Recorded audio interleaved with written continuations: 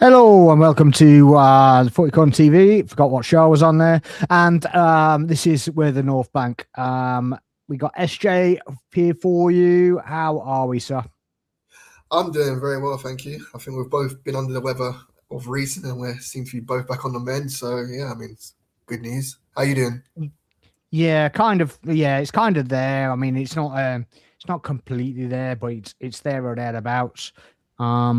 I'm hoping it's not too cold and wet and rainy and crap tomorrow. Yeah.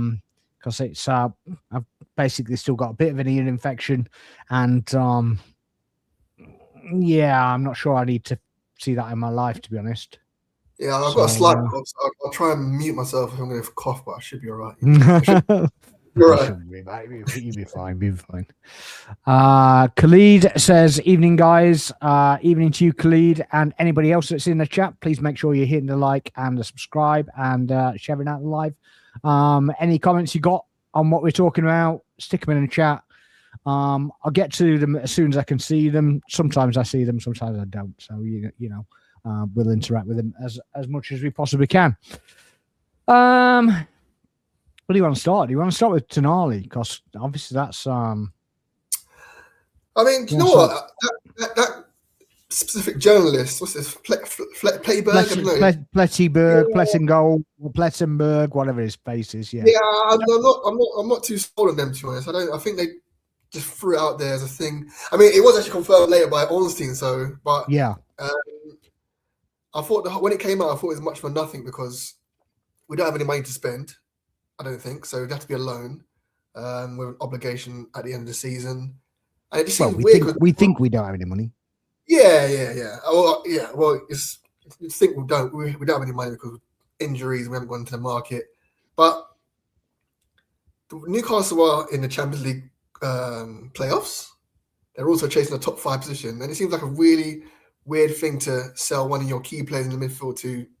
I wouldn't say one of your rivals. We're the rivals in Champions League, but not in the league sense. But yeah, it was odd. Unless he wants to leave, but I haven't heard anything in terms of any murmurs from his camp that he wants to leave. But they say it was his agent that actually presented him to Berta, right? Yeah, apparently he basically was touting him out to Arsenal. Obviously, there's no talk between Arsenal and Newcastle because it's purely agent to representative, I guess. So there are no club to club talks. But as a Newcastle fan, you got to be worried now that he wants out. Surely, that's the thing. That's what it is. It's just. But until you hear it from the player's mouth, I mean, but you could say the agent's being directed by the player. The agent is employed by the player. So he is not doing anything until. Until that player basically says, we're going to move, or is he just going, well, should we just put a fishing rod out and see what comes out? It seems a bit odd. Yeah, they love him up there. Do you know? They love him up there. He's a regular in their starting lineup. He's not like a bench warmer. No, but he had his out as well, didn't he? So they kind of backed him over that as well for his gambling. They still buy him during that controversy, and it's a bit weird how he repaid him by wanting to leave so soon. But yeah, when it came out, I didn't get to decide. I thought it was just a bit of fake news. No, I instantly posted, yeah, this is complete nonsense.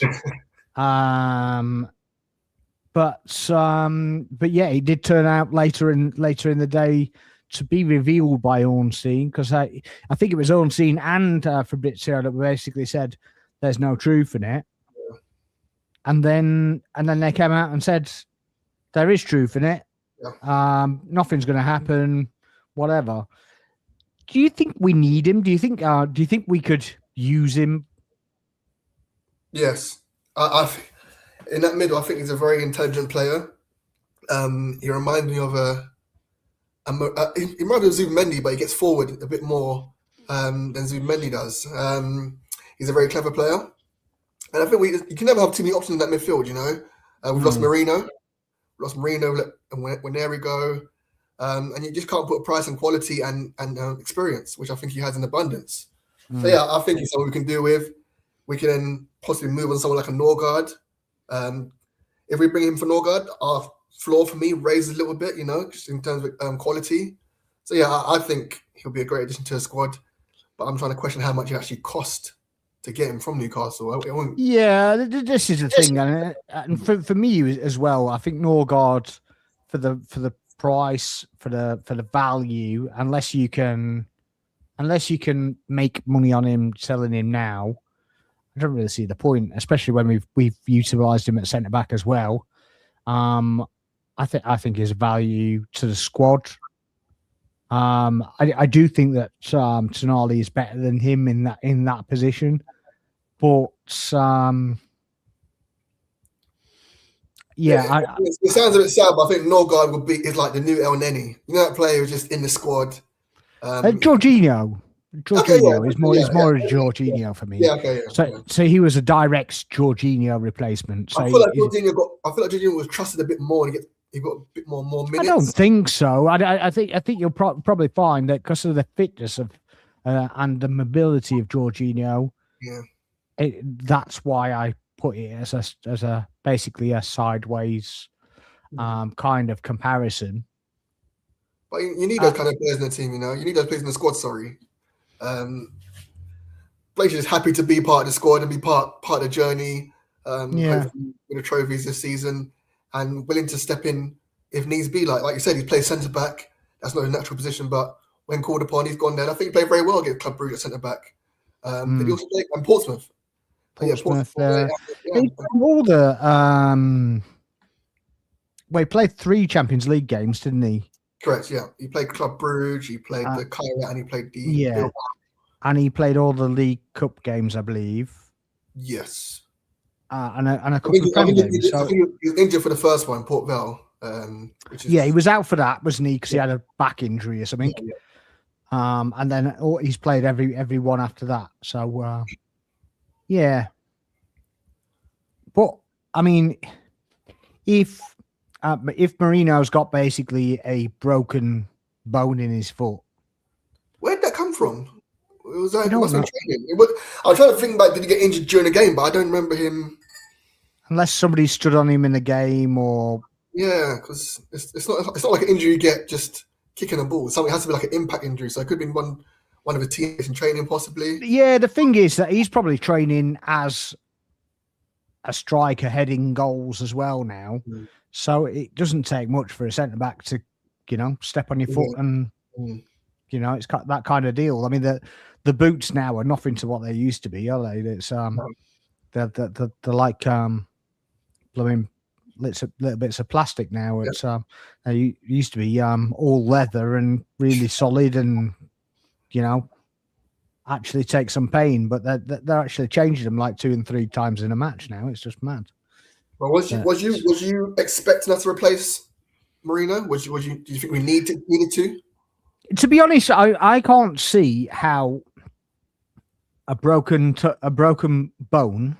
So if it's just one broken bone, I can't see how it takes that long to repair. I think because it's one of those small ones. I don't know. I think it's like it's in a position where it doesn't heal very quick. I think it's similar to Wayne Rooney. It's not like a metatarsal, but it's not a bone that heals quickly by itself. I don't think. I think it's to be nurtured over time. Yeah, I mean, I don't. The thing is, we got players that can play midfield. Mm. I mean, Lewis Skelly is not really getting a look in at left back anyway, so he's a reserve in that position as well.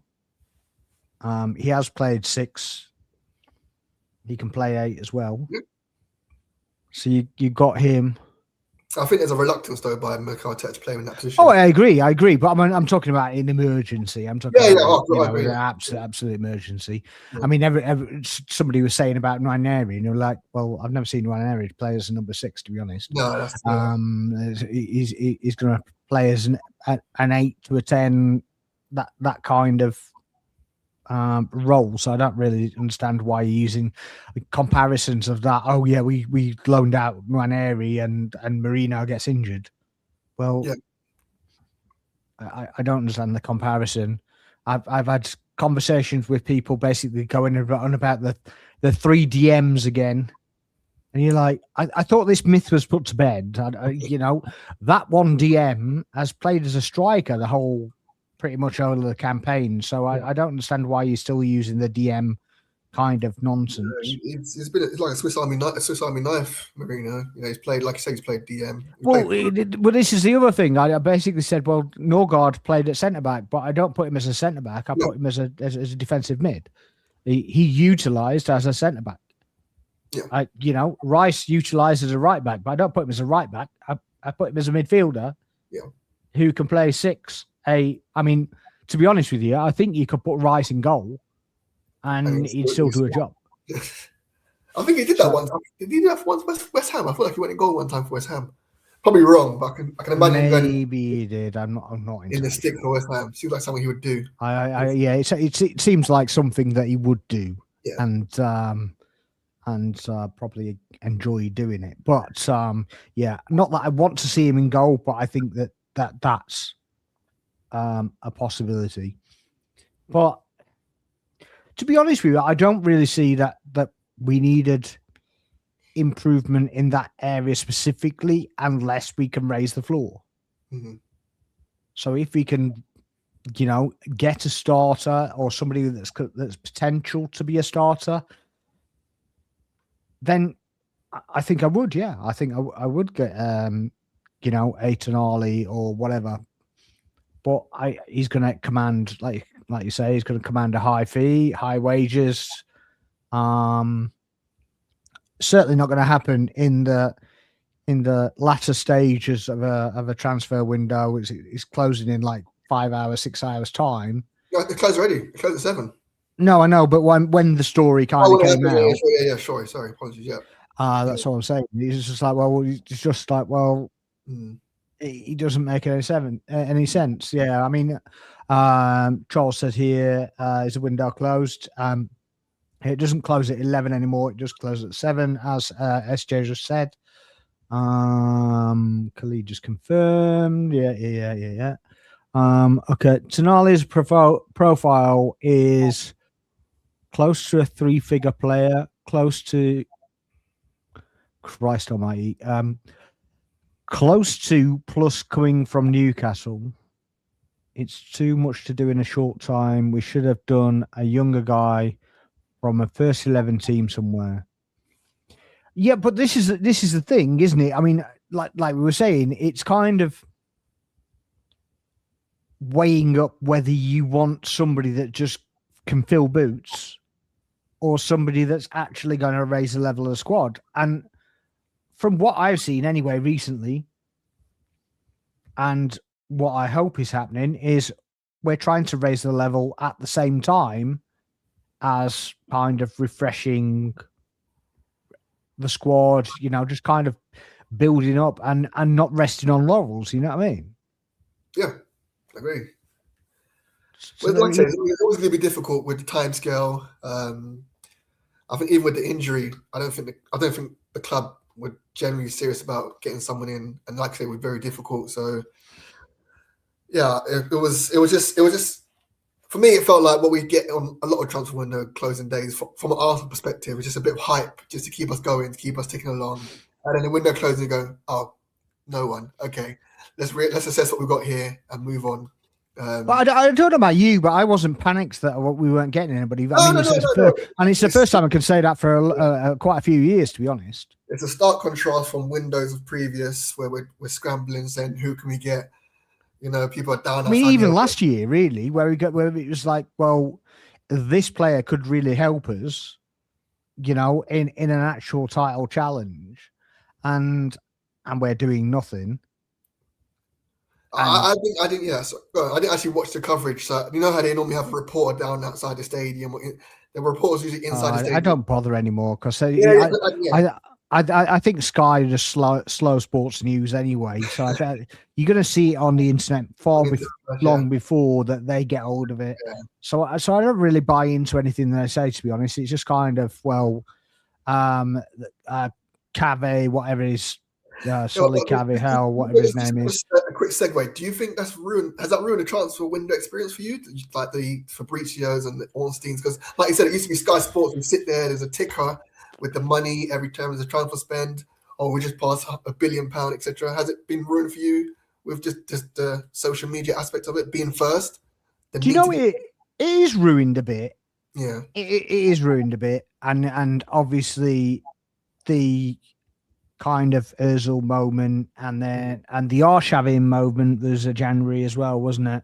Where he was literally outside the club in a woolly hat, freezing his ass off. Who's that? The one that Redknapp signed, and he literally just drove along, and then he had to drive back, and then he had to drive back.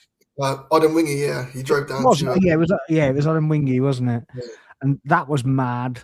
But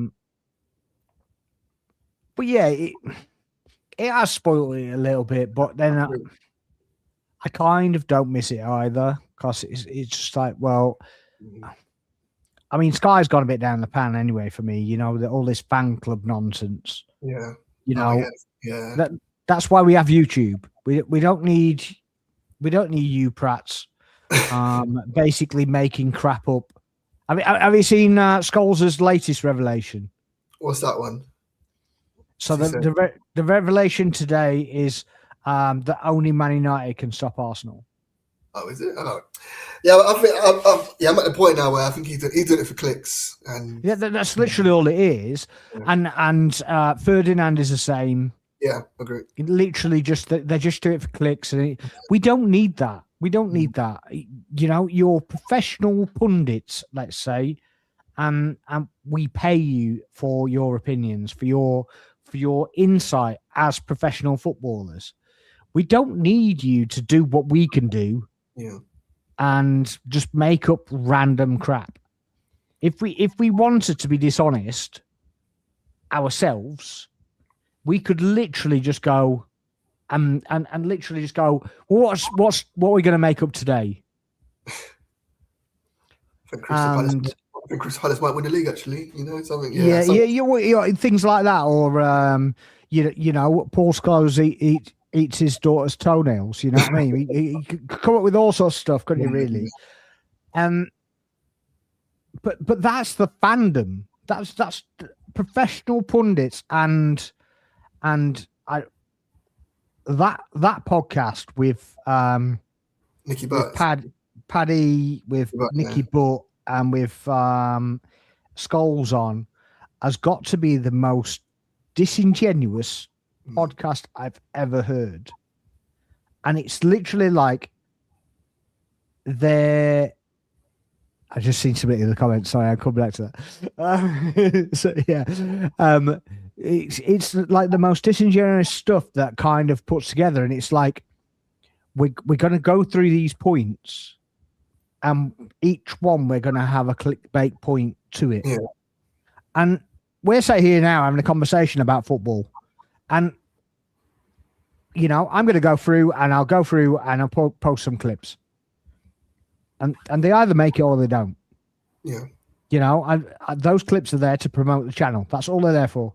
Yeah. Not to hook anybody out. Not to go, SJ, gotcha. you know what I mean? Yeah. You look a mug now, don't you?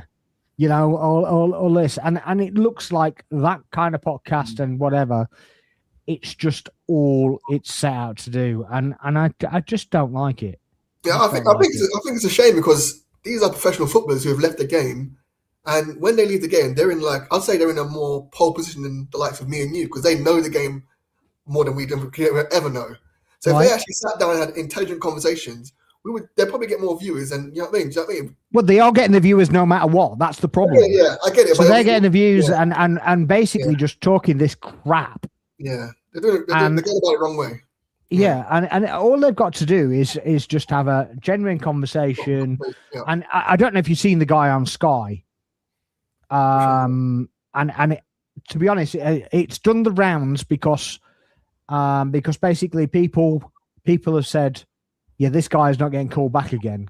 Because I don't know if you remember the interview with Tim Cahill and Roy Keane when they were on the gantry, and Tim Cahill basically given the rundown of what Arteta was doing and this, that, and the other, and Keane was like, this, that, and the other, and he's like, well, Cahill still does commentary, but he's not mainstream anymore because he's taken out of the limelight because it's not like it's not what the producer wants to see. You know what I mean?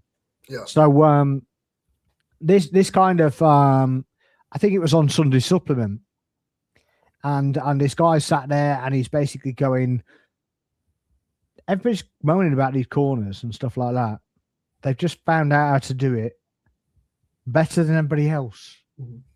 If you can't defend it, that's your fault. It's not their fault. And that's all he said. And he's kind of went into it a bit deeper and whatever. And you're just like, well, yeah, exactly. That doesn't all we want is a bit of honesty.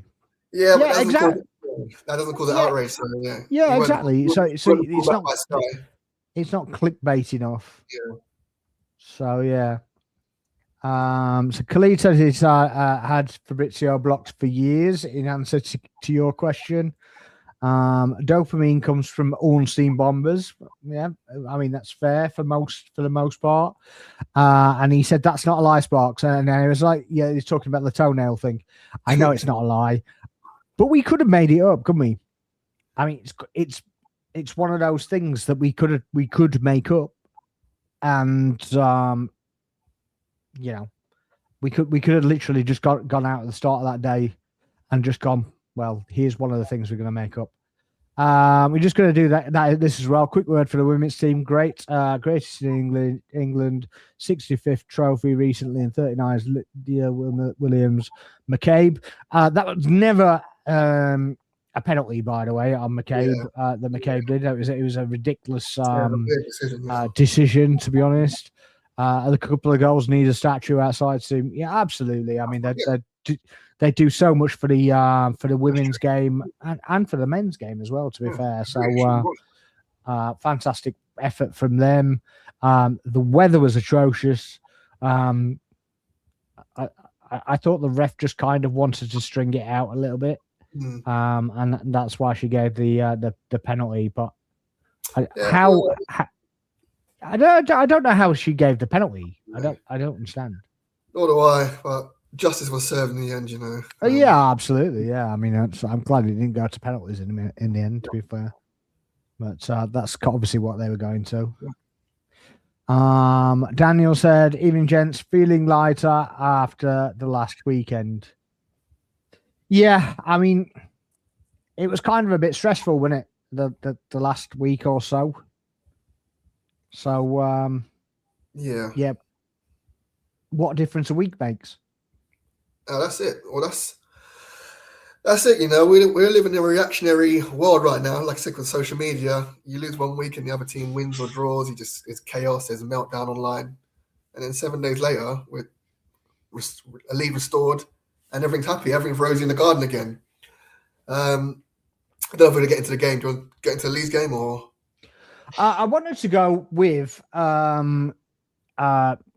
pre the game, to be honest. First off, because obviously Saka had to pull out of the warm up. Obviously had a hip injury or whatever it was. Don't know if you've heard, but they basically said that it needs to be checked again. Okay. You know, everybody basically saying, "Oh, this is a whole you know, cloud cover and all this lot," and it's just like, well, not really, to be honest. It was you know, he'd had a bit of a warm up. Yeah. So they probably have to wait for things to settle down again to actually assess properly. So they probably assessed it right there and then, but waited a couple of days to kind of see if it inflamed or whatever's happened. I don't know what the injury is, but yeah, he basically said he was going through other tests, which I assume was yesterday. Yeah, I guess we'll find out sooner rather than later. I mean, I don't know how you see it, but I think if it was anything too serious, I don't think it would get to the second inspection stage. I think it'd be more of, it's got to go for scans, it's got to go for this, that, and the other. It seems like something surfaced to me, and that is just my opinion. It's not any kind of educated. Yeah, I agree. I mean, for him to come out to come out the game itself is a big indicator that something was really wrong. And I wasn't aware there was a second scan that needs to be done. But the problem is Mikel Arteta, he has this knack in the media and his interviews of saying X, Y, Z is injured or not going to be available, or available, and it happens to be the other way around. So we're kind of like, is he doing it again? Is he just lying? Is he putting the wool over our eyes and he'll be first off the team coach tomorrow? But it did seem like he was very uncomfortable, Saka. I was in the stands. I just had my headphones on. I just see Saka. I was like, is that Saka going down the tunnel? And then I saw Noni practicing with the first team. I was like, okay, yeah, he's definitely injured. Because obviously we don't have any. I don't have any reception in the stadium. You're pretty much blind in there once you get through the turnstiles, unless it's a racing stadium with Wi-Fi. But yeah, I was personally when it happened, I was a bit worried. That was just my stance in the game itself before. So I thought one of our best players come out the game. Is it going to be a tough, long afternoon for us? But yeah, we know what happened after that. What did you make of Madueke? Obviously, he replaced Saka, obviously, in the starting lineup, later to be replaced by Martinelli, coming in on that right-hand side as well. What did you make of his performance in that game? I think he done well to come in, because I think the team finds out the day before if they're starting or not. I think they get told. So to come in very short notice to start, because preparation that he would have done overnight in the morning, he didn't do that. He was a sub. So I think he done well mentally to switch on and get involved. Do you think the subs don't do that preparation? Do you think they do that? I mean, when you go to the game, when you're in the stadium, watch them doing a pretty-much warm-up, it seems a bit of a jokey ha-ha he in terms of the intensity, the way they do stuff, because they know they're subs. They haven't got the shin pads on. Well, not that they all do, but they haven't got the tape on. It's just, it's just a bit more relaxed. They're not really focused, head screwed on, game set. So I think he done well to switch on and get involved from the get-go. His performance reminded me of Bournemouth, whereas I think he started very well in the first half and kind of just tapered out and petered out towards the rest of the game, as in his main take-ons came in the first half, which is similar in Bournemouth, and then I didn't see much of it in the second half. I don't know if that's just me. But we were talking before in off stage about his end product, and in my opinion, I think if you're going to replace someone last minute in the game, you'd like it to be against a Leeds or a Burnley. No disrespect to those kind of teams, like a lower ranked team in the league who are fighting for their lives, but haven't got the quality of a top team. But I thought Noni, like I say, started well. He's probably one of our better players in the team at beating their man. Does it with pretty much ease. It's just like we said, his end product. Even his first assist, when the ball went out to him, he kind of chopped, and I thought, mate, you've missed the opportunity to get the ball in. You need to get the ball in. That's been a discussion, getting the ball in quick enough for the likes of Jokeres, the serves, etc. And I thought he'd lost the opportunity, but he done well to chop back again. And 1 year he finally got the extra yard again. He's put in a very good ball, and the players are there from the corner still up there, and mentally he's got a knack of kind of reading where the balls are going. He's very good at heading the box. And yeah, I mean, he's scored a goal himself, which has been credited to him now. They try to take away from him. We're not showing us certain different angles, but the smart people in the crowd got their camera angles there and ready. And now he scored his first goal for the club, albeit from a corner, which is not for anyone's bingo list. Yeah, I mean, I saw. I think I said to you off air. I think it might have been your video of it. That it looked like it was underneath the bar anyway. It looked like it was in there, which the view that that I saw, I won't specify where I saw it, but the view that I saw is kind of all I kind of saw was a bit of a flapping keeper, and I thought it was Calvert-Lewin that kind of put him off and caused all the problems and whatever. And when I saw the actual footage from the crowd, it was completely different because it was like, hang on a minute, he's literally curved that in the goal. And I was like, well, surely he's at least got to get an assist, if not the goal, from that view. Obviously, he did an interview after the game and basically said, I'm not sure why I don't get that goal, but this, that, and the other. Yeah. And obviously the panel overturned it, so it's quite good for. Yeah, he was certain. Yeah, he was pretty, like I said, he was certain. He said so in an interview. Not many players will say that unless they've seen something or Well, the thing is, he's got the best view, right? Yeah, even the view that I saw from probably you're still at an angle. Mm. He's on the touchline. He's got to see that's under the bar. Yeah. You've got to see that that's there. So yeah, I mean, perfect view. I mean, I as I was saying before the stream as well, I think that was a better performance by him. He reminded me a bit like a wind-up toy, like it was literally just on one track. Turn him on, run, turn him off, stop, and recycle sort of thing. So I was much happier with this performance. The delivery from those corners, obviously they work on like ridiculously. There's obviously overtime going in, doing that as well. But people still say that our attack isn't as potent as others, and they've got a point. We've only had one striker for pretty much most of the season, so you've got to pick points up from somewhere else, haven't you? And credit has got to be given to the coaching staff and to Arteta for finding a different way to score. Mm-hmm. So do you think now with Saka's injury, you think Noni will get a run of games now? Do you think he's going to improve and not be that A to B player, be that A to B with a C at the end? Do you think? Because he's been very stop-start this season. Do you know what I mean? Coming from one game, even Club Brugge, he scored 2 goals. He's out of the team for the next 2 games. So do you think he will find better form and be a proper asset going forward? In the next couple of weeks with Saka being injured. I mean, we'll find out how injured Saka is, I suppose.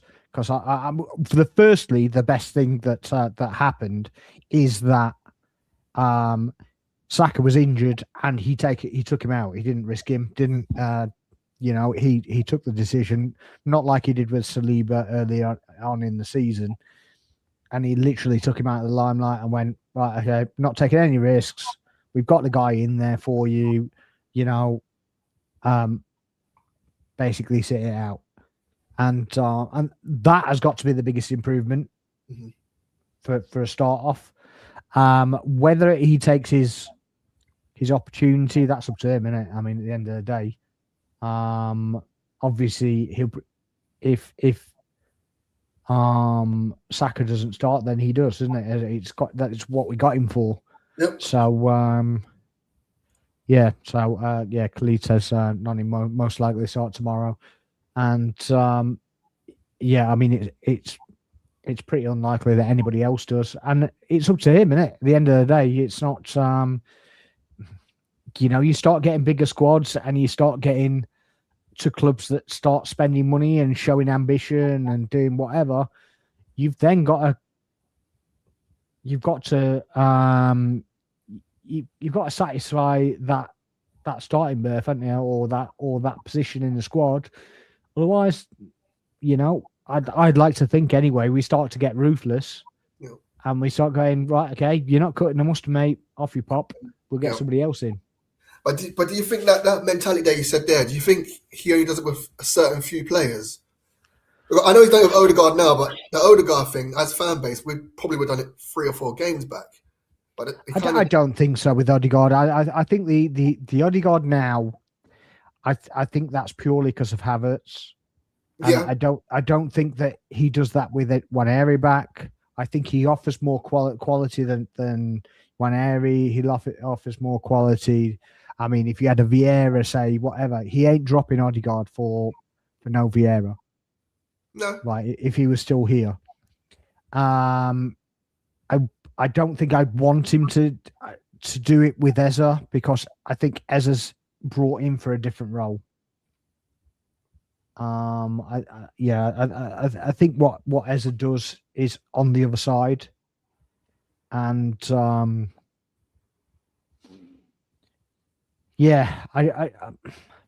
for me, it has to be equal quality or better, and I don't think he's had that option. And when obviously with Havertz coming back, it's that a different option. And we kind of called it as well, you know, obviously coming into the thing that Gyökeres and Havertz would be in the same lineup. It wouldn't be a case of one or the other, because I think we could all see that he brings in that intricate nature, a bit more of a hold up kind of nature, can slide a ball where it's needed, probably struggles with the final finish a bit more, whereas Gyökeres is just wants to be there. He doesn't want to run deep, pick the ball up, maybe go wide to the left and pick the ball up, but every other time just be on the touchline. Yeah, I think they linked up well in the Kairat game. Obviously, I know it's Kairat, so it's not too much really bang on about given their quality. But in Leeds game, I think they, in the first half particularly, they linked up a couple of times. You know, so I think they're on the same wavelength. I think Havertz is a very intelligent player. He's played up front himself, so he knows what's required. And Gyökeres just pretty much longs for someone to be next to him. So if we're able to go to a 4-4-2 in possession or a 4-4-1-1, I think, like you said, I think that's Gyökeres. He wants to be the end of the balls. You know, just put it in his path and let me just smash it into the goal. And Havertz he can be a facilitator, but he can also pick up that slack, that burden. If Gyökeres isn't really firing, he can get beyond him and get into the box. And I think there's a comment there about, no, he's a physical player, so he allows us to go direct. Yeah, like Kelly said, I think he gives us a bit more. You can go direct to him. I think we've done that previously, especially in pre-season. I thought we're doing that quite a lot, so I thought that could be our different plan B for this season. Havertz up top. So yeah, I think it's a partnership that could blossom. Hopefully they both stay fit. Touch wood. Sod's law, they start working when one gets injured. It'll be Gyökeres. But no, I think Havertz coming back is a big plus. And long may it continue. Yeah, I completely agree, and obviously what Khalid says is totally right, and it does allow us to play more direct. But I also think that it allows us to be more expansive, because what it does, all the attraction isn't at Gyökeres, and all the attraction isn't at the winger. So basically, you've now got players who've got to stay in their position, or if they're doubling up, they're leaving holes. So basically, if you've got a winger that's basically covered, a Gyökeres and two centre-backs are going with him, Havertz is free. Yeah. And vice versa. If two of them are going to Havertz to stop him making that move, Gyökeres is free. And I think that's what we need to be kind of working towards, to be honest. I think we're getting there. I think the system is kind of developing into that a little bit. I think that started at Everton. I think it kind of got a bit better, and then the momentum kind of took a bit of a hit, and then we kind of started to build it again. So I think that's something we kind of need to focus on quite a lot. I was quite impressed with Martinelli on the right as well when he came in for Madueke, and yeah, doing the crossover for Gyökeres.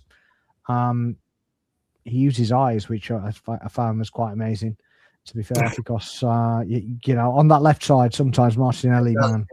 They just their head down, run to the touchline. Oh, what do I do now?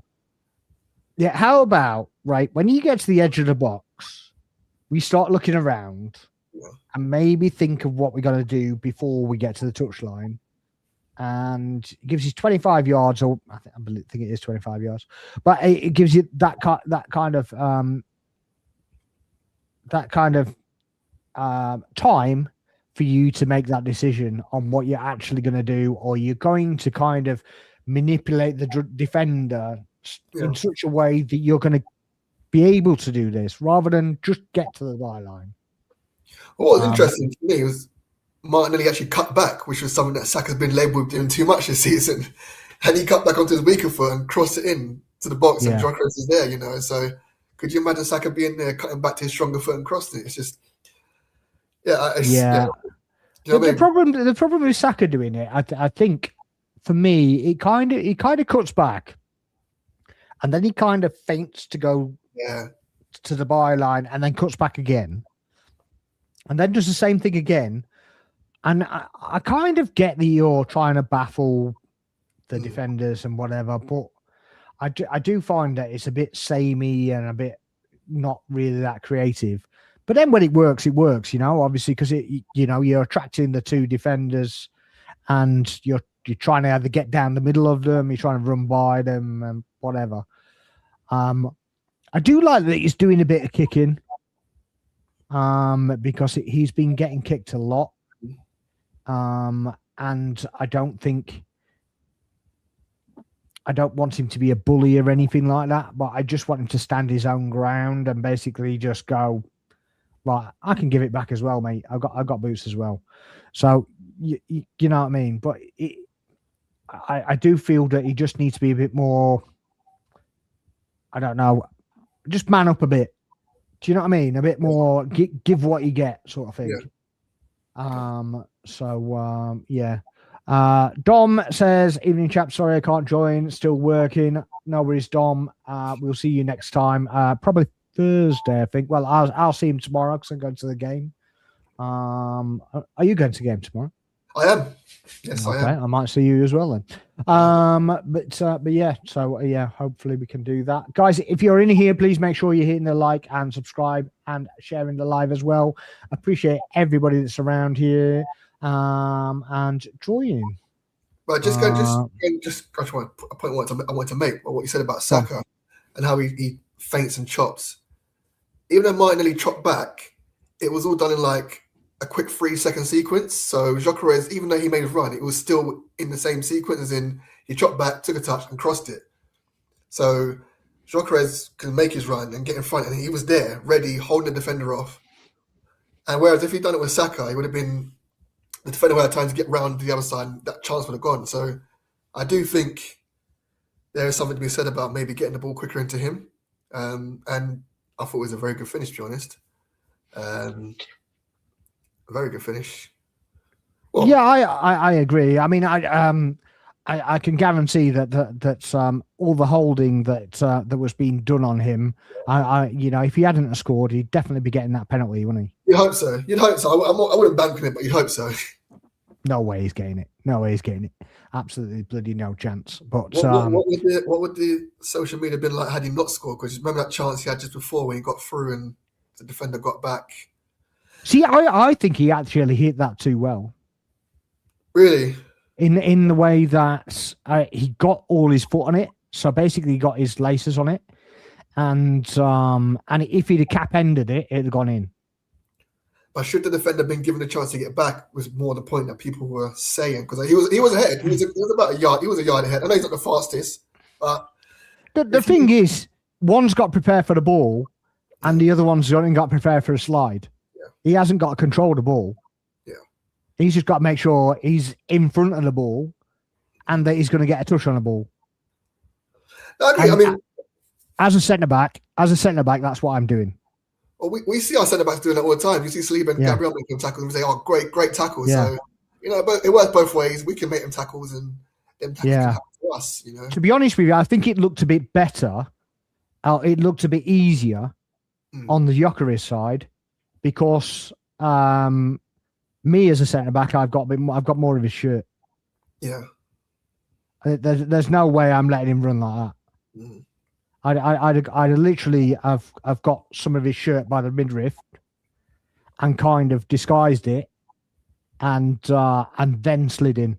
So basically, he's coming down with me anyway. Yeah.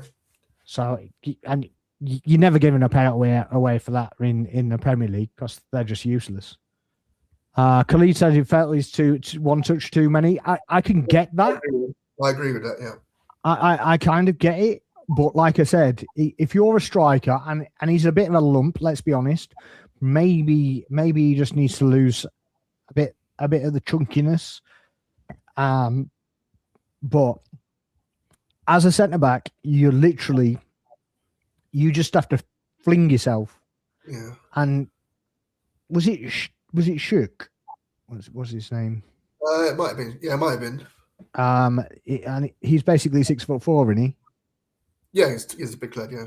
Yeah. So if you've got a striker and you've got to stay on your feet and control the ball, and you're literally going on the floor and basically flinging yourself round him, you've got a lot more ground that you're covering well before the ball gets there anyway. But yeah, I get it that the touch could be better, but I don't think I don't think even the Haaland touch is that good, is it? No, but it's just I think he could have done better. If Haaland's running onto that, do you think he controls it any better? Yes, I do. I do. I think Gyökeres has an issue with his touch in general. But all strikers have an issue with the touch, don't they, at the moment? Yeah, I get. Yeah, but Gyökeres every time it just does it. Even his goal against Cairo, I think it was a poor. Even though it was a good ball from Havertz, I think first touch was a bit poor. Sort his feet out after a while, but I think it takes a couple of touches to sort his feet out. I'm not sure if he gets a bit giddy when he gets that into the final third. I just think it's a little bit unlucky. It's just that little bit of confidence not there and whatever. Yeah, you just don't. But maybe it's just that little bit of chunkiness that just takes over. Do you know what I mean? That just doesn't give it. Maybe I'm just giving him too much of a benefit of the doubt. I don't know, but yeah. I mean, to be honest, I think if he gets fed more balls through like that, he'll score more goals anyway. I'm not going to sit here and say that he's the best striker since sliced bread because clearly he isn't. But I certainly think that obviously if he gets fed more, then he definitely scores more. And I think a lot of it has kind of been hidden by, Saka taking too long with the ball or Martinelli. I mean, Martinelli, both of those shots, the one against Forest, what was the other one with the other open goal? United? Was it United? No, was it United? I can't remember. Where he tried to curl it round the keeper. Yeah, I know. Yeah, I know. He did it twice. Yeah. And both times, Gyökeres is in the middle. Yeah. Both times. And neither time did he look up. Now, two things. A, you look at him anyway, whether you're going to play the ball to him or not, you look at him. Because then it sows a seed of doubt in the keeper's mind of going, right, shit, do I have to cover him now? Or do I have to cover my front post? That's the first thing. Yeah. You look at him so that your centre back basically going, right, I need to get over to him now, rather than onto Martinelli. So already you've sowed some kind of seed of doubt. Football's a mental game, isn't it? And yeah, all he had to do was flick, just literally just look, and he didn't on neither occasion. And I think both of them, he scores both of them. Yeah, I mean, there's been plenty of. I think there's been quite a few opportunities this season where Gyökeres has been open or appeared to be open, ready available for the pass, and it hasn't come to him. But then there have been times where the ball has come to him and he's, pardon my word, shit the bed, Yeah. Oh, I agree. But what I'm saying is he was in the position and he's been criticised for not being in the position, Yeah. but he was in the position to actually get the ball over to him, and not only that, I think 2 or 3 of his chances have been when he's been leaning back and he's had to fling himself at it.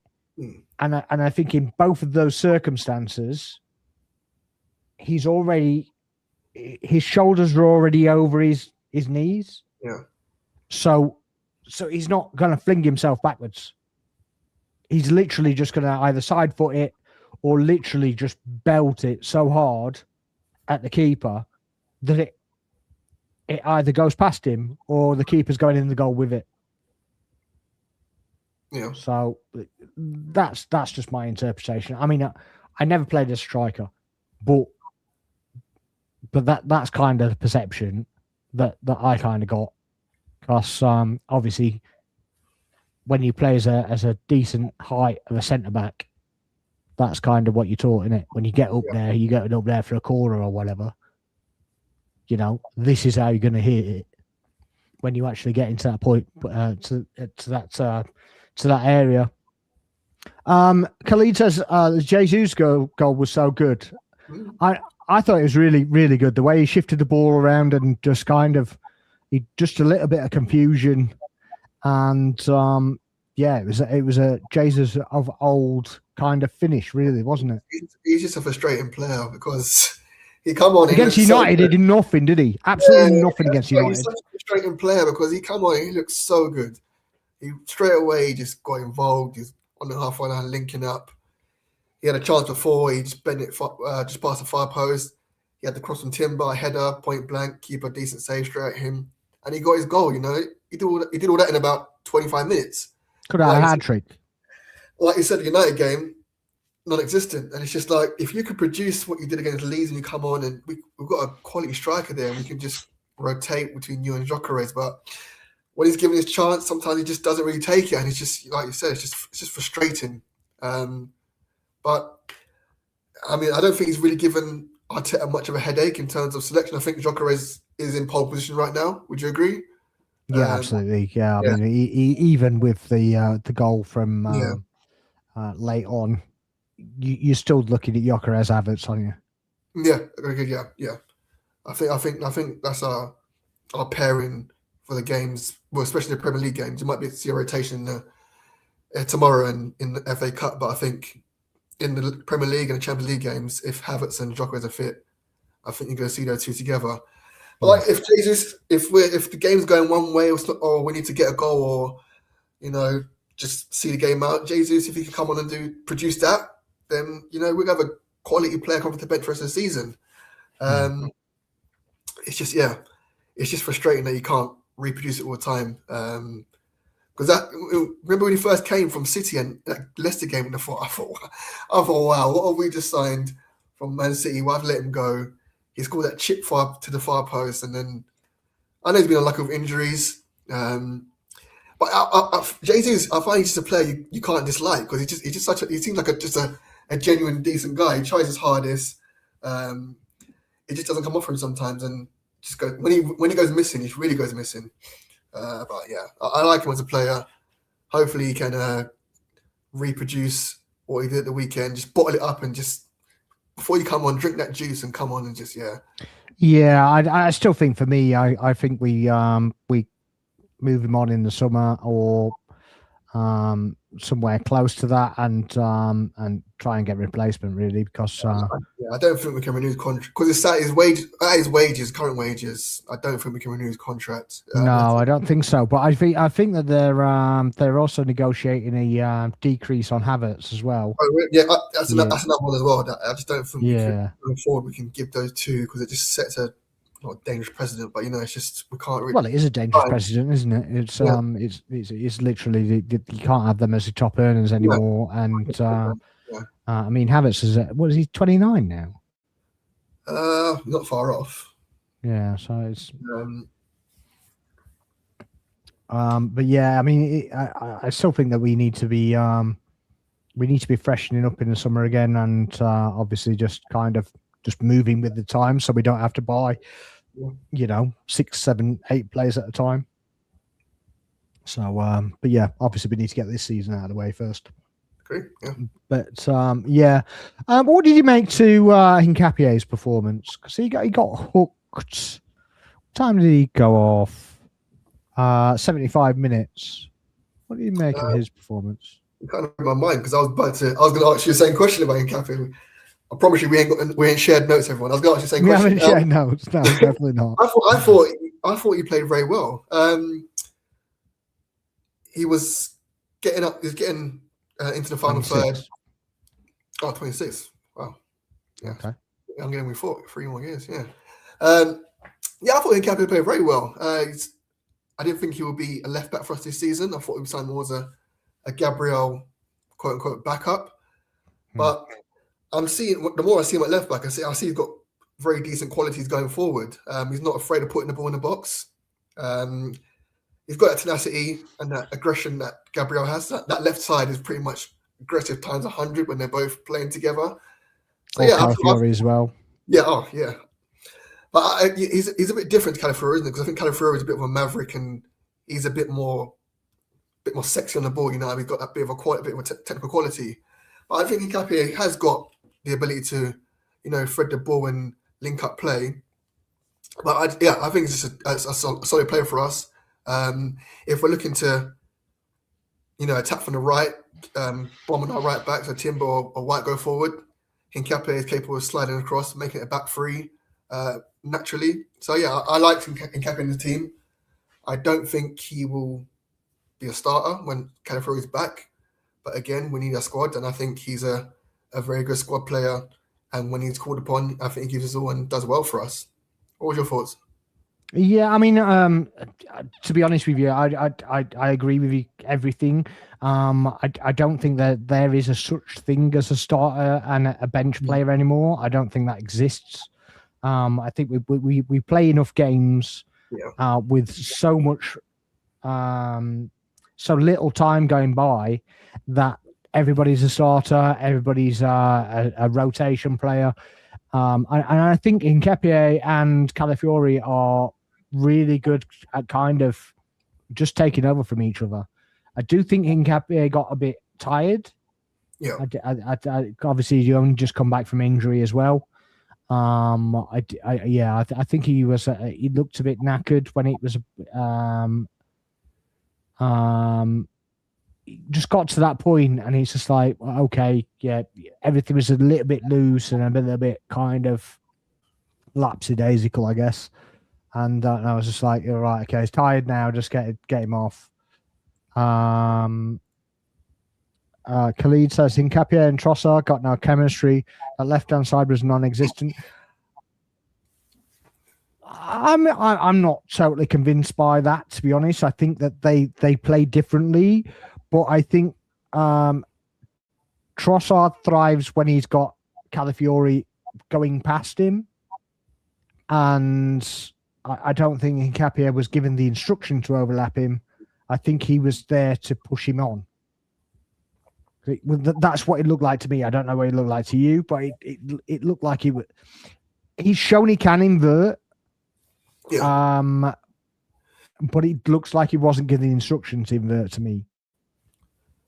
No, yeah, I agree. I don't think he was. I don't think he doesn't really invert. That's not his thing. I don't think. So he wasn't doing that. In terms of chemistry, I think it's down to a bit to Trossard. I think Trossard has been a bit off the ball of recent. I don't think he set the standards well before Christmas, and I don't think he's continued that into 2026. So when he's looking bad, it kind of looks bad on the whole left-hand side. Given that we had no left-hand side as it was, I think Trossard reignited that himself.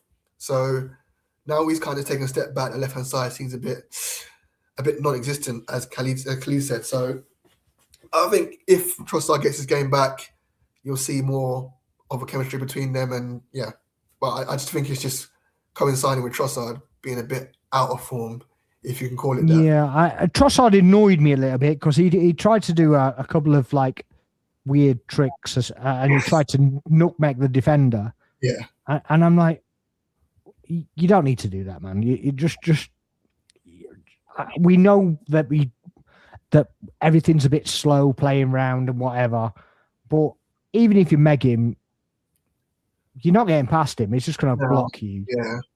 So I don't understand why you're even trying it. You know, play the ball to Nketiah, just run off him and let him play it back to you, or play it back into the midfield. To be honest, I don't really understand what that was about.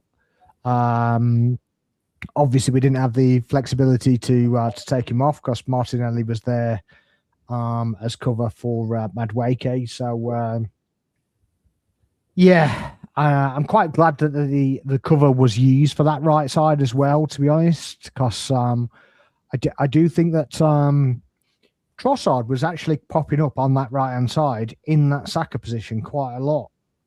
Yeah. I don't know if you noticed that, and it's like, well, okay, well, I kind of get it, and it's like we're playing with like 5 up front, and Nketiah was kind of in that left position where Trossard normally is, and Trossard's on the right hand side. So I thought that was an interesting kind of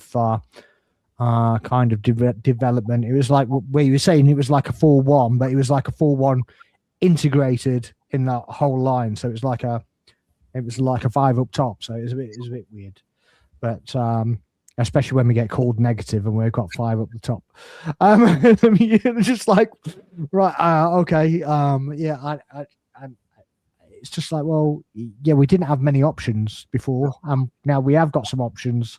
They're going to mix it up front. So, yeah.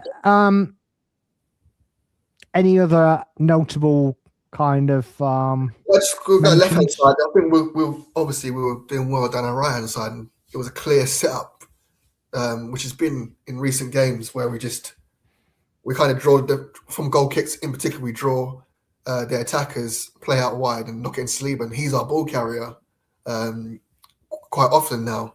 Saliba, his new role in the team, I think kind of started back in Bilbao. And he's doing pretty well. But there was a real clear point. Like, he actually lost the ball in that actual instance where Havertz was actually through if he actually got his head up. He done the good stuff, got the ball up. But I think he got a bit carried away and got excited, which is a shame. So if he's going to continue doing that, I think he will need to improve on just getting his head up. Because once he's broken through the line, the game's opened up. So he should be able to just give it to our attacking players and let them go do their job, you know. But I think that's something just to look at going forward. So yeah. And also another point is that the long throws is still annoying me. Our long throws I don't care about the long throws. I just care. I don't want them to take for 3 hours. I don't understand why we do that. It's like everybody stands still, and then there's a nod of the head or whatever, and then we're all gonna move. Yeah.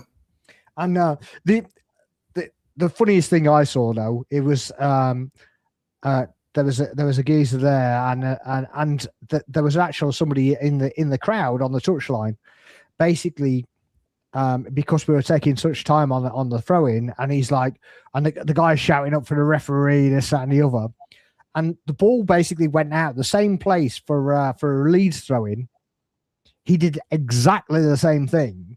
Literally just faffed around with it, and the guy in the wheelchair's just like arms folded. Yeah, because it just shows how fickle we are as fans, doesn't it? It doesn't matter, whatever. We're all the same. We're all just whatever. We're just like, yeah, we're partisan and whatever, and we'll shout and whatever when it's against our team, when our team's doing it, you know.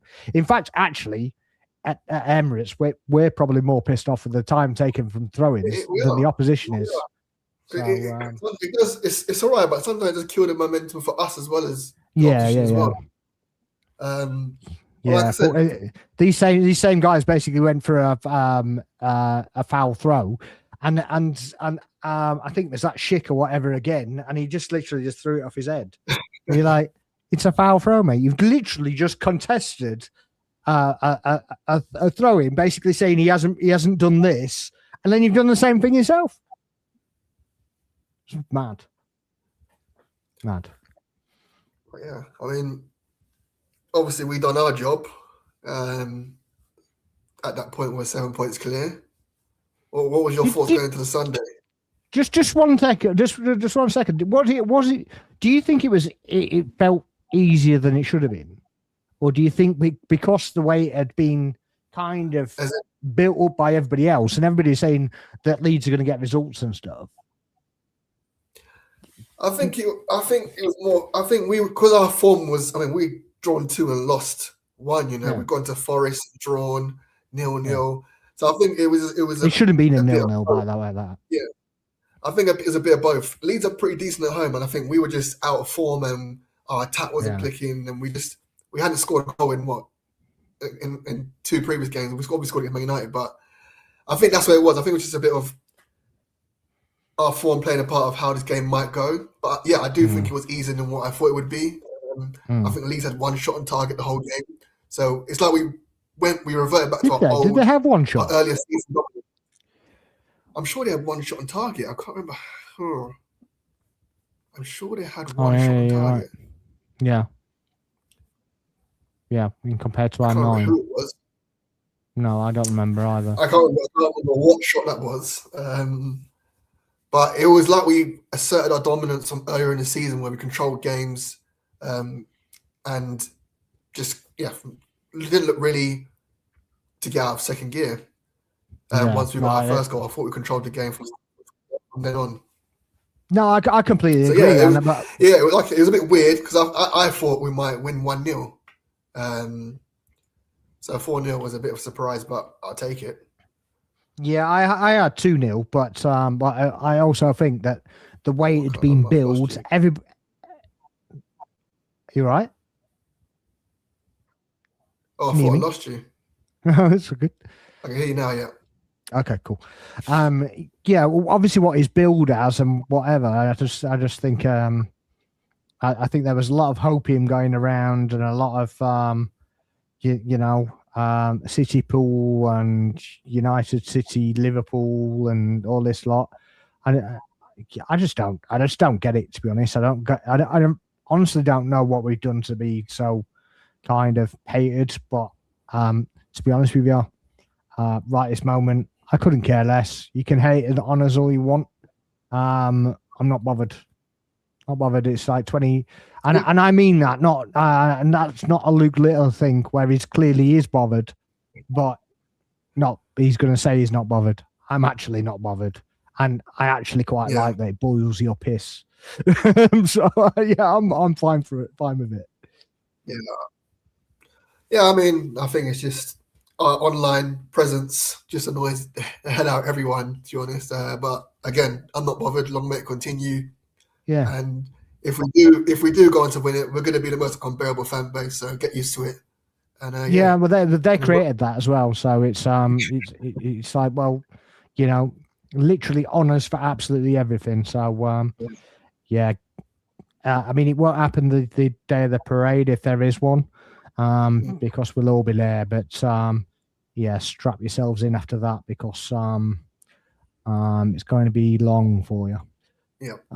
Obviously we need to get that done before anything else, but there we go.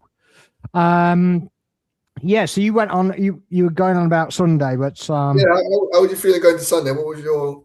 Obviously, we were 7 points clear. We've done our job. What did you think was good? What did you think was going to happen? To be honest, I thought. Yeah, I thought Villa were going to win, and I thought City were going to win. I thought it would be a procession, and I thought by the end of the day, I'd be going, well, at least we kind of did our part, and we kind of made them, potentially feel a bit of pressure, but nothing really prepared for me for what actually happened. It turns out that playing against 10 men who are a goal up isn't as easy as some fan bases made out. Yep. They lost 1-0. I'm still not convinced totally by the sending off of Shorter, to be honest with you. I thought it was very weak, but then I do think that when you give the referee decision to make, then I don't think you can argue too much. Yeah, it was silly. It's not Sunday League. There's like 250 cameras in the stadium. You know you can't do that. Even if he made a meal of it, I agree. But you know you can't put your foot. He was the rolling around that did it. Like he went over like 5 times. Like he'd actually put some force behind it. There was no force in that whatsoever. But I get that you can't do it. Yeah. But the PGMOL basically set out that there has to be force behind it, right? So I don't really get the decision. I don't think there was enough to award a red card. But again, even if that was us, I would accept it's a red card because I think it's stupid from a player. There is no way he should be put in any kind of foot in. But then you see, who was it the other day? Was it Bruno or something that kind of trailed his back leg? No, it wasn't Bruno. It was Enzo. That basically leapt over a player and landed, but pushed his leg backwards onto the player's leg. I can't remember. I might have missed that. I can't remember. So yeah, I can't remember what game it was now, but I think it was one midweek. It might have been the Champions League. But yeah, he literally leapt over, both legs are over, and then as he got over the player, he literally could have kept his legs the same way, and then he pulled it back and then dropped it. Oh, yeah. And I was like, that's not right. Neto. It was Neto. It was intentional though. I might have missed that one. I didn't see that one. Yeah. Duran got silver red last year at St James's Park. I don't think that Duran one was intentional either. I know the one you're talking about, and he kind of rolled over and caught the back of his thigh, and I'm not sure that was a red either. But I get the intentional part. And like I said, I think if you put yourself in that situation, then you can't really complain whether it's force or not. So yeah. I was watching that Villa game, to be honest, and I was like, we need to buy Rodgers, man. Yeah, I mean, it seems to be the in thing is buying Rodgers, but you can imagine how much he will cost. Definitely into the hundreds. They're not going to let him go for cheap. It's definitely what England. Do you know how long he's got on the contract? I need to find that out. I don't know. Let's find out. I feel like he would have signed one recently for some reason. I can't see why they wouldn't have rewarded him for his fine form and tie him down to more years.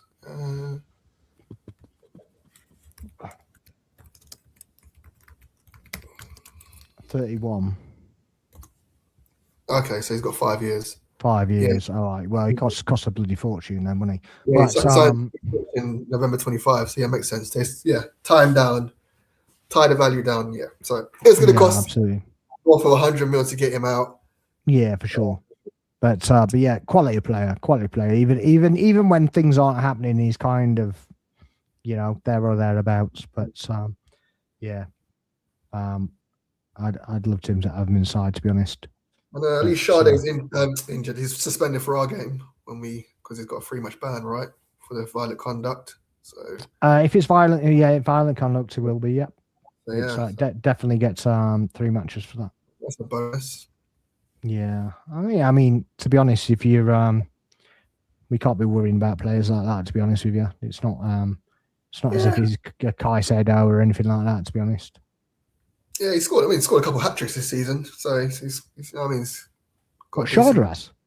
Yeah, I'm sure he scored 2 hat tricks this season. Have I made it up? I feel like he scored 2. No chance. Surely he scored 1 hat trick. Has he? Yeah, I'm sure he has. I'm sure it's my fantasy football talking. Has Shardras got a hat trick? No chance. 6 goals.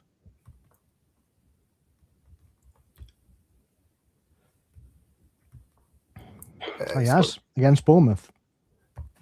Yeah, I thought he did.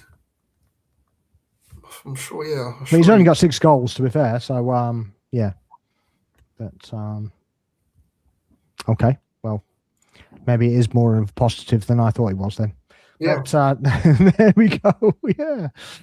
Oh, okay. I mean, yeah. I don't really want to touch too much on that because I don't really want to go into an Emery rant because yeah, everybody says Emery's this god that we're missing out on, and here we go again. But yeah, I don't want to insult the guy, and yeah, he almost made me fall out of love for football. So less said about that, the better, I guess. And but yeah, the evening game then. Yeah, I wasn't surprised. I mean, you are surprised, but Tottenham just had this knack of just being the bogey team of Man City. I don't know how they do it. It's usually a way that Etihad they go and win. But I mean, that second half performance was, I don't know where it came from. Romero came off, so they had a makeshift defense. And City I think City got complacent. I think they just took their foot off the pedal, you know. And Solanke channeled his inner Giroud, and that was a fantastic finish. Yeah, I mean, it's a shock. I'm glad they got the draw. It keeps Thomas Frank in the job more longer. He's one of ours, you know. Thomas Frank's one of our own. So yeah, silver member. He can have the gold next to me as well. Yeah, he's been upgraded. He's jumped the queue. He's gone straight to gold. There's been uproar in the fan base. All the people on the waiting list have been waiting all these years. Yeah, we can drop the prime minister and let him have the season ticket instead. But no, I mean, it was a great result. I mean, the meltdown post game from their manager and their players, for me, spoke tenfold. What kind of pressure they're feeling and what opportunity they know they've missed. Rodri, I think, is very cheeky on his behalf because he should have been sent off not once but twice. Yep, absolutely. So to call out any officials was very cheeky, in my opinion. Not much was said of that, really, that he should have been sent off twice. And I think the reporter should have said to him, "Do you remember this? 1, 2." Yeah, but they never do though because they're kiss asses. Yeah, the problem is that they ask every stupid question to every other manager, and they pander to Pep. And when he goes on about this, that, and the other, and they did something in a press conference before, and he answered them and it was like, oh, that's what it was. It was like, oh, giving up after you know, at what point do you give up on the league? And it was like, with 14 games to go, you want me to give up on the league? And he's like, this and the other. And he was like, yeah, I just wish the reporters would have more stones. You know what I mean? Because when it's Arteta, it's like you're asking about the ball and you're going to flip it around and you're going to do this, that, and the other. But when it's Pep and he offers some ruffling feathers back, you've got nothing to throw back at him. Why don't you just turn around and go, I'm asking you the question, you know, I'm not being a dick. Yeah. I'm just asking you a question. Do you think I'm not asking you to ask me what I think. I'm asking you if that does that cross your mind? That's all I'm asking you. I'm not beating, you know, I'm not asking you if you're going to leave the bloody country if you lose 3 games. I'm just asking you, at what point do you give up on the league and look towards the Champions League? Yeah. Why is that such a weird question? No, I agree. I mean, had there been the pushback, it would have been refreshing. And I think it would have taken the win straight out of Rodri's sails, and he might have been a bit more, you know, just a bit more humble. Because even they took him off, didn't they? They took him off straight after the second tackle. Didn't get penalised. Yeah, the second one. Yeah, or was it the third one? It might have been the third one, actually. He done the tackle. It should have been second yellow. Done another one, and then because he also pushed Simmons as well, didn't he? Oh, I missed up. Just kind of got over him and just pushed him over. Okay. Yeah, because they had a bit of back and forth in the first half anyway, didn't they? Yeah. So yeah, I mean, I don't have any sympathy for Rodri. I don't know about you, to be honest. It's Yeah, the amount of crap that they've got away with against us, and it's laughable the amount of crap that came out on the internet this morning and wailing about referees and stuff.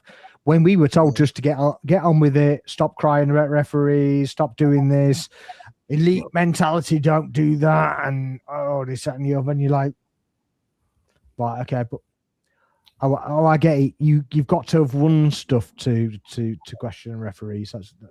That's what it is, isn't it? You know, it's just pathetic.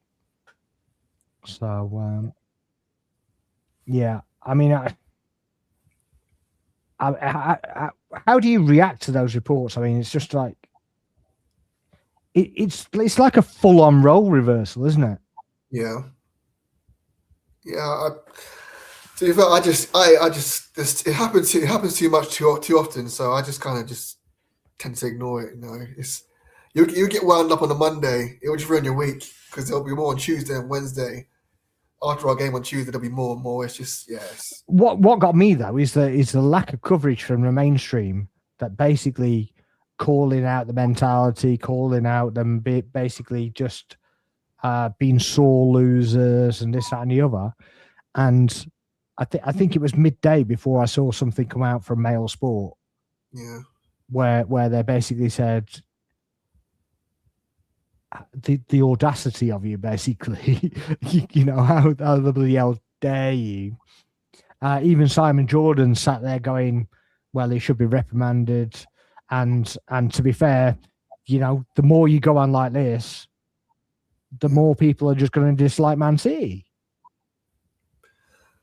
Well, you got that, and obviously you got the infamous Phantom 115 charges that they're still waiting to be charged on. The thing is, though, I don't think that's they're never getting done for that. Even if they've done anything, they're never getting done for it, in my opinion. And it's a shame.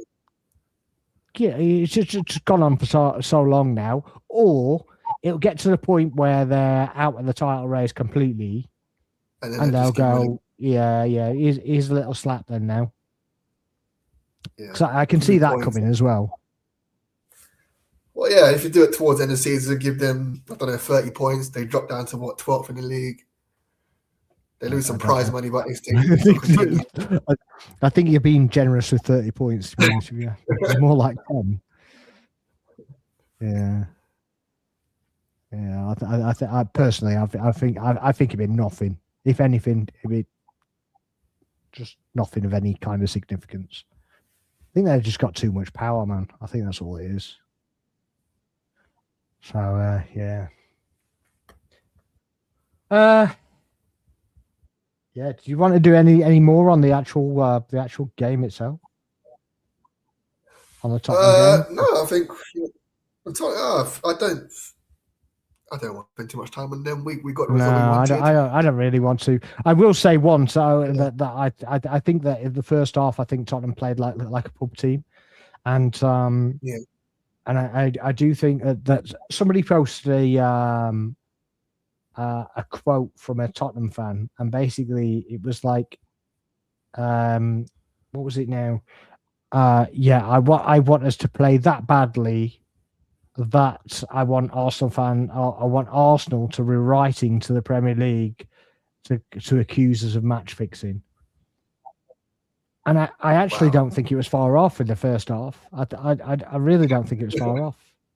I think it was diabolical. I think that level was atrocious the first half, and it was like, well, and fair play to Frank, and it was like, well, you know, you play for us, you're not playing for them. I don't care what your attitude is to that. We're not doing that. Yeah. Well, he's fighting for his job, you know. So yeah, exactly.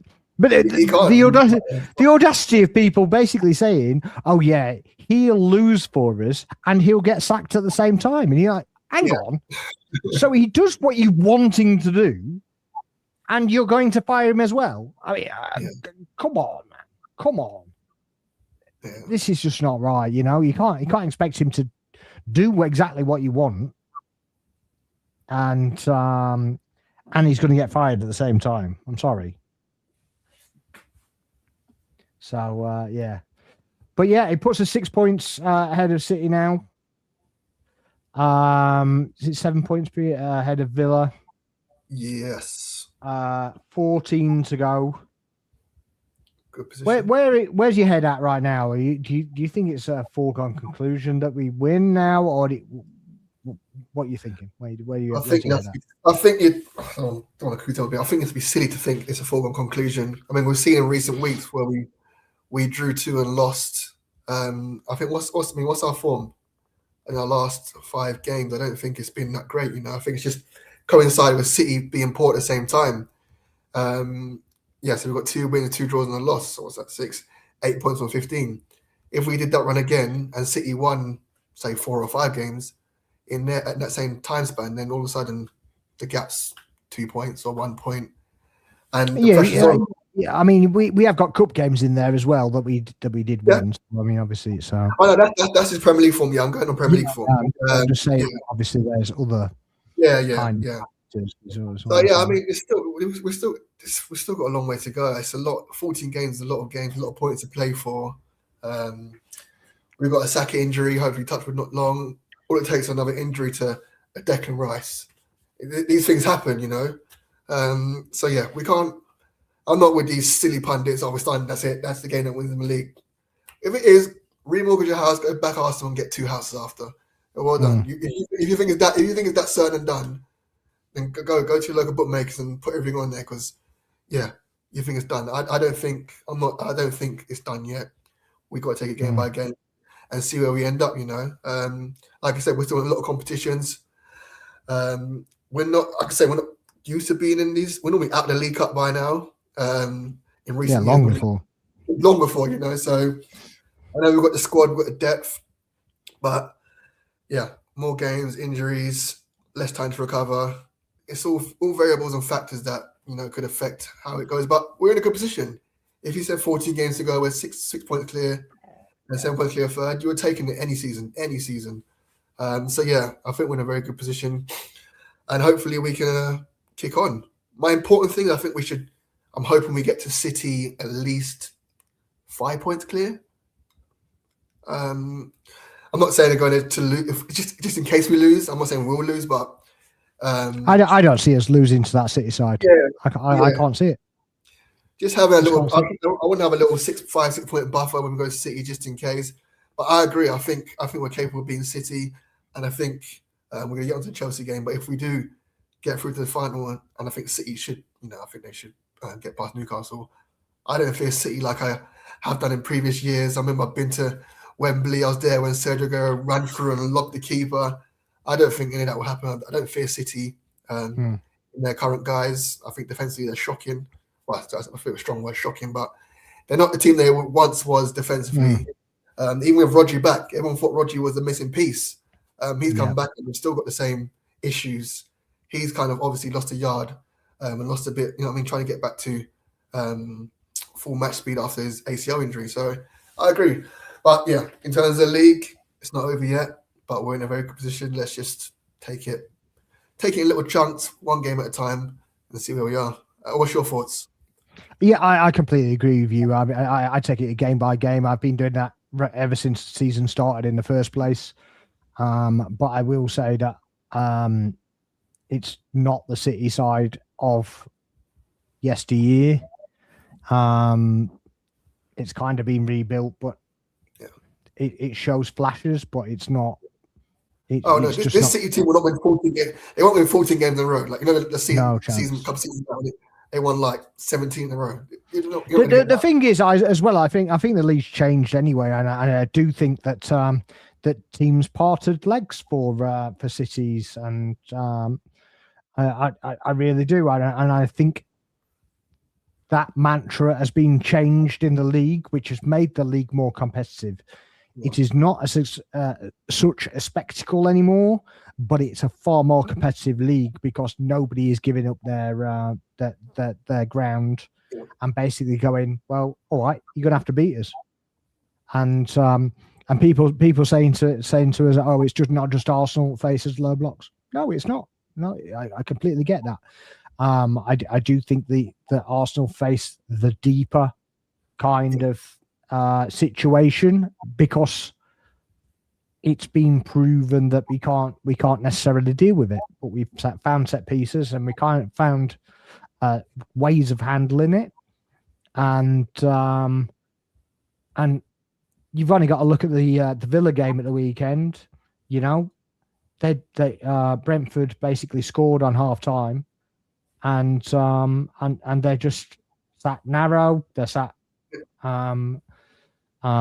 deep, and they work bloody hard.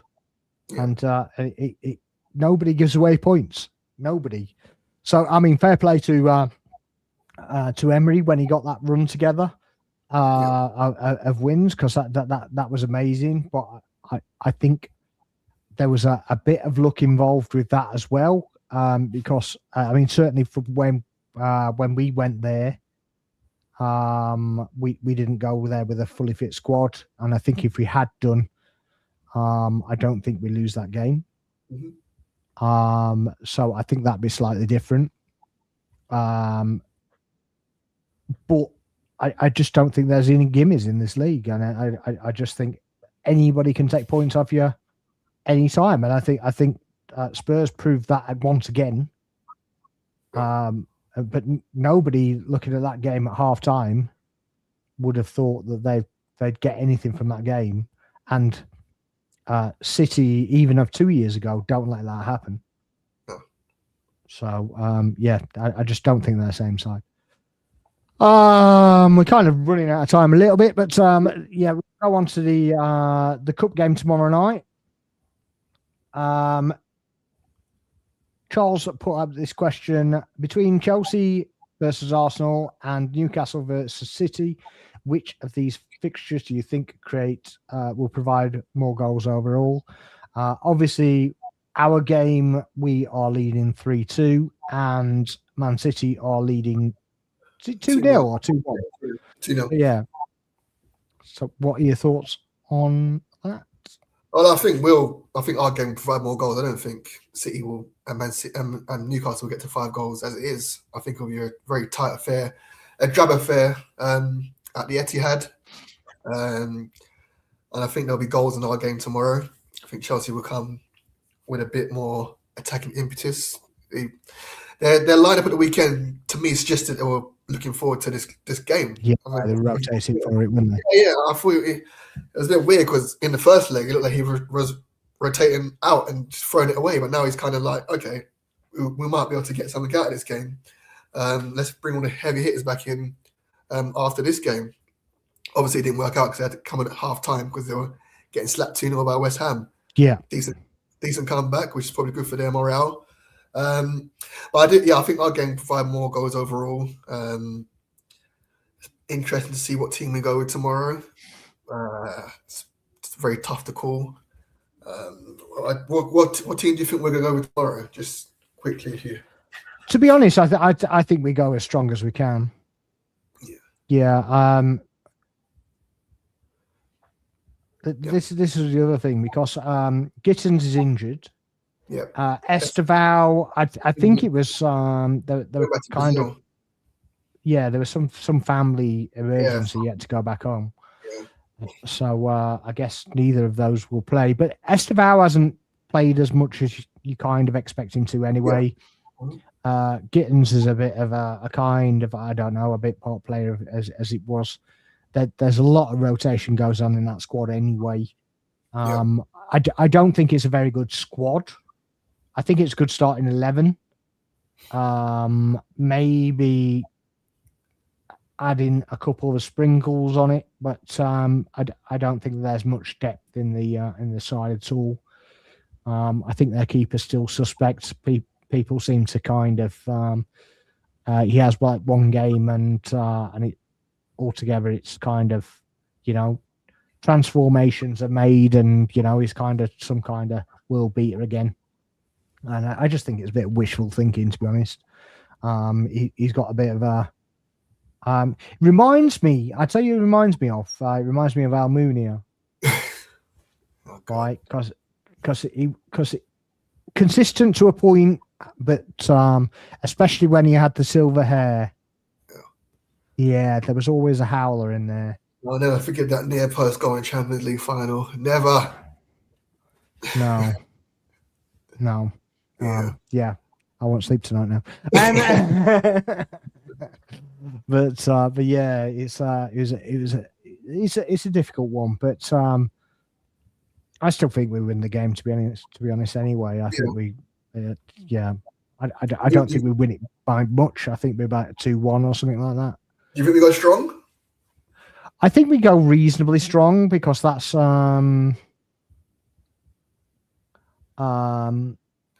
Okay, in terms of keeper, do you start Kepa or Raya? At this point, I'll start Raya. I did debate. I'm debating on TikTok. I always start Raya, but you have to think there was some sort of agreement when Kepa came to the club that he's going to be our domestic goalkeeper, which has been so far. And I understand that we want to win, and Mikel Arteta has this kind of ruthless streak for certain players, but I think it would be a bit harsh to take him out of the game. Like I said, they got Sanchez, so it's kind of it matches up. I get that. We play Kepa, and in fairness, he could go to a penalty shootout as well. So he's better on penalties than Raya is. He did it again. The Kyra game, didn't he? Dived the wrong way again. I was like, well, it's a lottery when it gets to a penalty, though, isn't it? To be fair, so yeah. Okay, so who do you start top? Do you have an 11 in mind? Who you quickly start? Or you don't mind who's smart? To be honest with you, I literally go full strength. I go Madway. Yeah, Madway, probably Gyökeres, Trossard.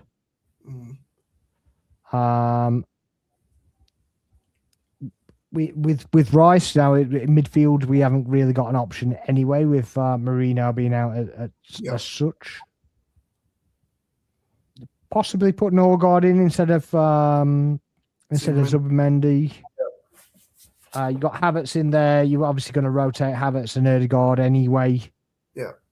So I think you've kind of bought that decision anyway. You just start with Havertz and halfway through you put Ødegaard on. So you're just keeping legs anyway. If White's fit, I'm playing White because he's played most of the cup games anyway.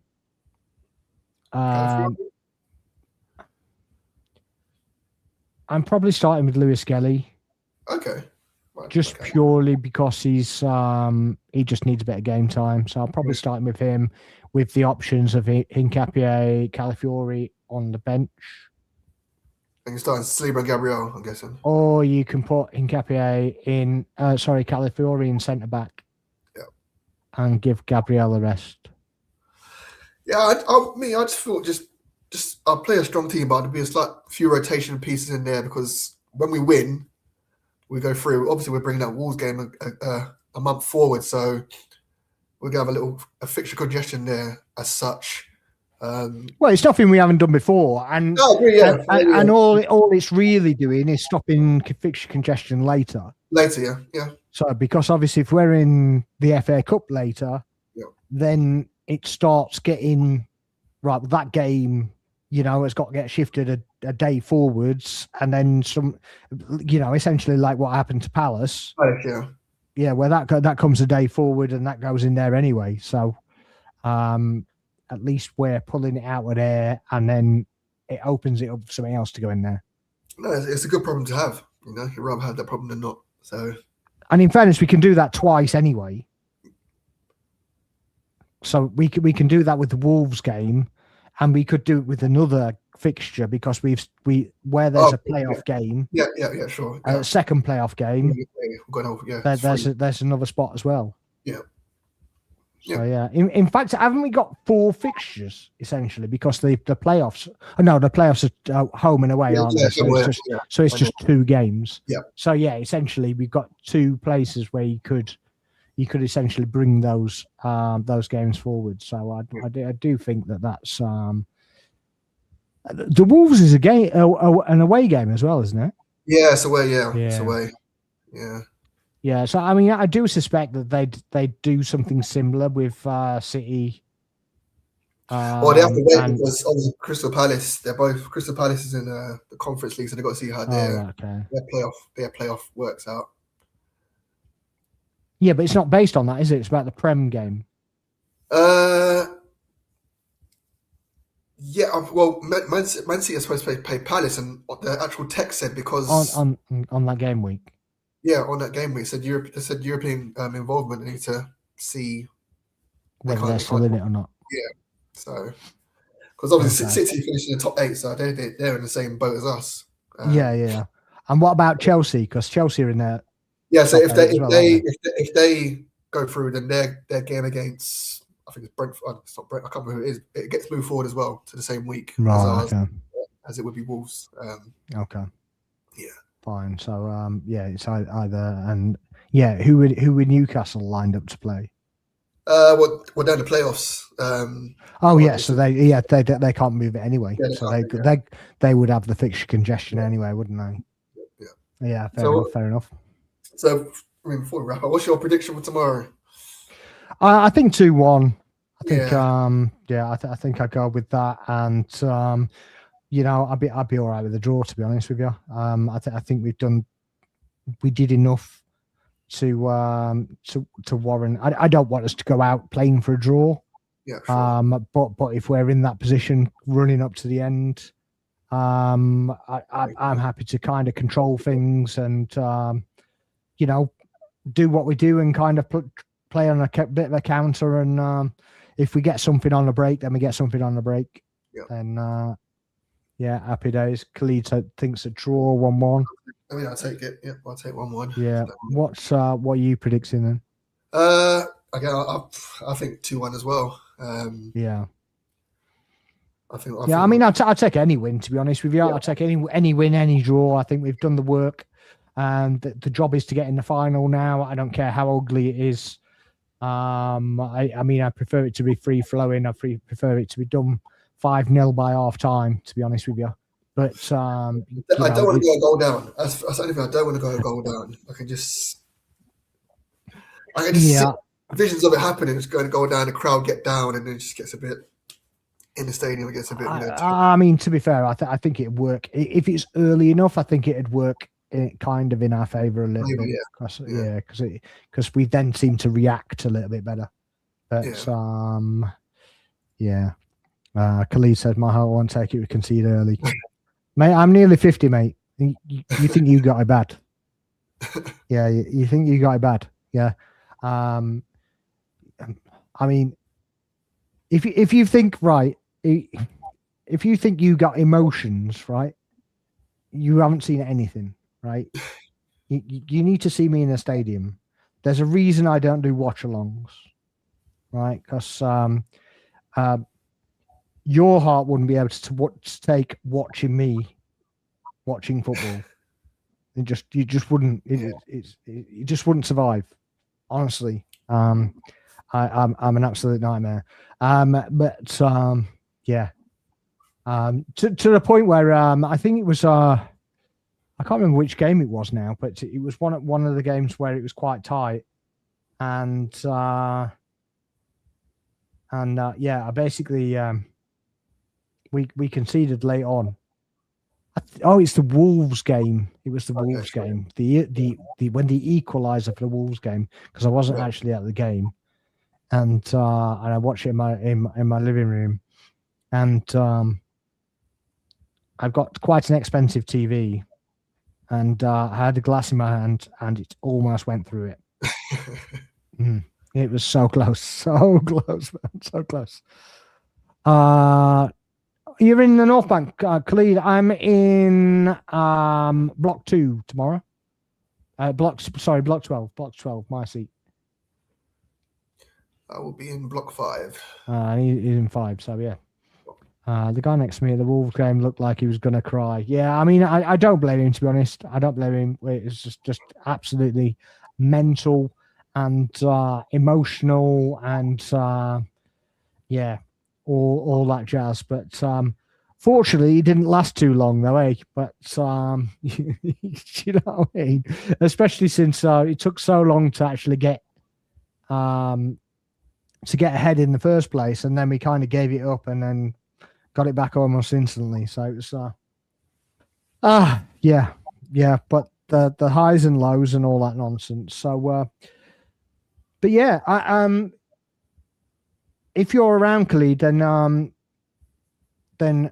drop me a message. Put me a message in the chat, and we'll try and hook up, man. But yeah, I'm on your TikTok as well, so you can send me a message on there, a private message on there, if you wanted to. So yeah, I think we're there, aren't we? Yep. Can't remember anything else. No. Got any notable mentions or anything like that? What you got coming up on your channel? Are you doing anything on your channel at the moment? I mean, no. I just probably doing some stuff in the stadium, like as in like predictions in terms of like when the lineup comes out. Yeah. Oh yeah. I mean, yeah. That's it really. Okay. Trying to find time. It's a bit difficult to find time at the moment, but when I can, I can jump. I like jump on here.